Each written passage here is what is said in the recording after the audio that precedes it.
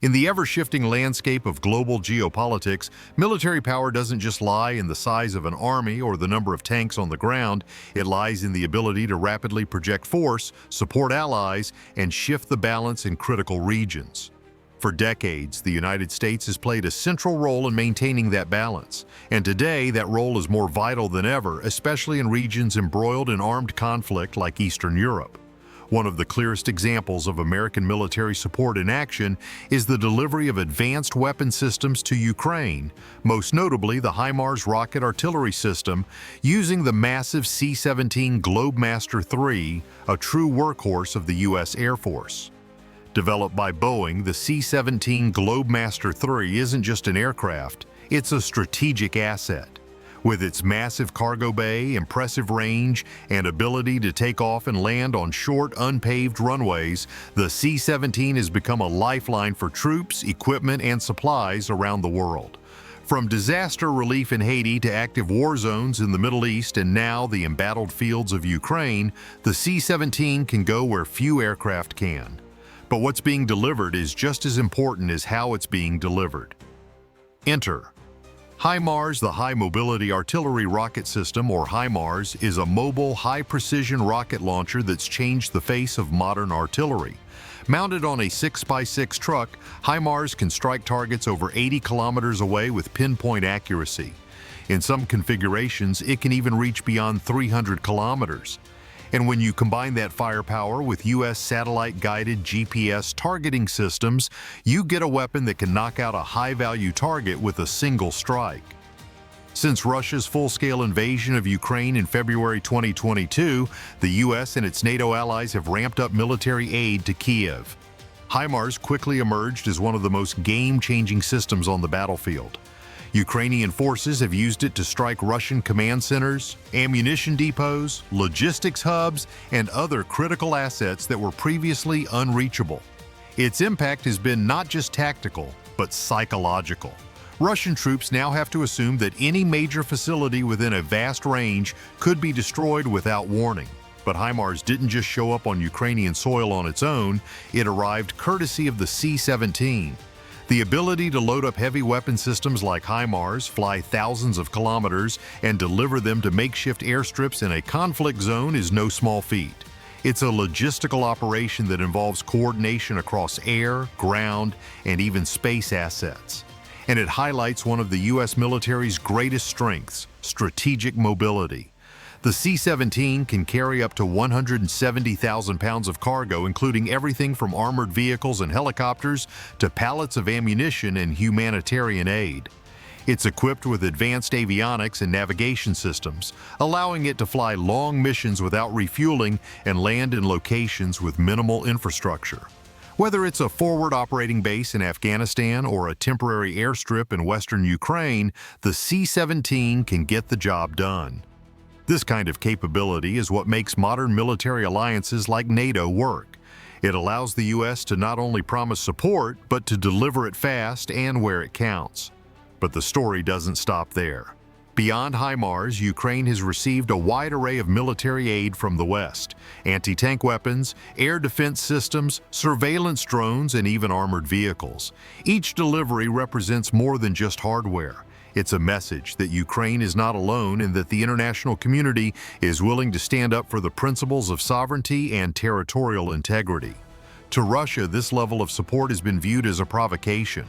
Moscow has repeatedly condemned Western arms shipments as a deliberate escalation. They've warned that supplying long-range systems like HIMARS could expand the war and prolong the conflict. But to Kyiv and its allies, this support is not about escalation, it's about defense. It's about giving a smaller nation the tools it needs to resist a much larger aggressor. And in that sense, the C-17 and HIMARS have become more than military tools. They've become symbols. Symbols of how modern warfare has evolved. Symbols of how logistics, speed, and precision are now just as important as sheer firepower.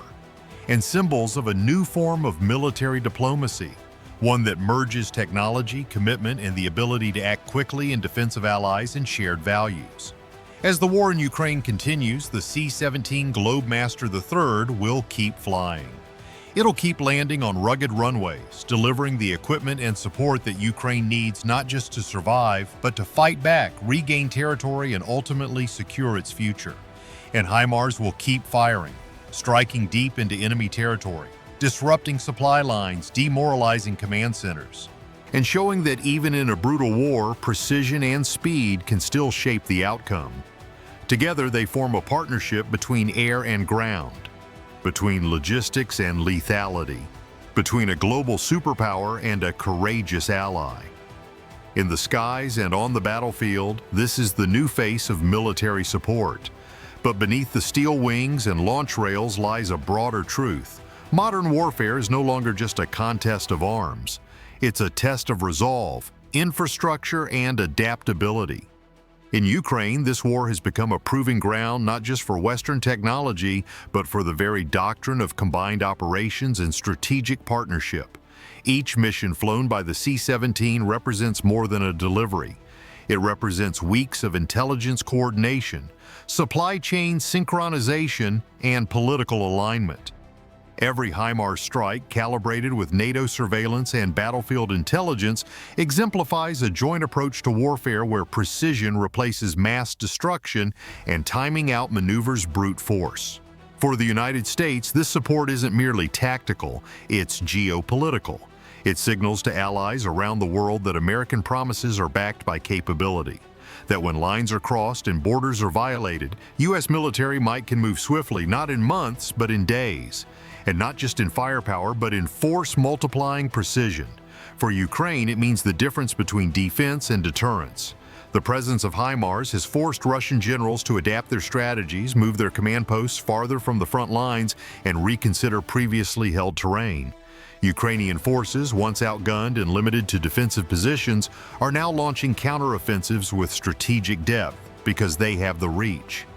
And beyond the battlefield, there's a quiet but growing shift in how nations prepare for conflict. Smaller nations are watching closely, seeing how Ukraine's use of rapid mobility, Western training, and precision weapons has helped it level the playing field. This could redefine how militaries across Eastern Europe, the Indo-Pacific, and elsewhere structure their forces in the years ahead. Meanwhile, the C-17 remains ever in motion, a silent giant in the skies, linking continents, allies, and battlefields. It's a reminder that wars are no longer fought in isolation, that air superiority, logistics, and rapid deployment are no longer optional, they're foundational. In the modern era, you don't just win with what you have on the front lines, you win with what you can bring there when it matters most. So as the world watches Ukraine stand against one of the most formidable military powers on the planet, the story unfolding isn't just about tanks and trenches, it's about transformation.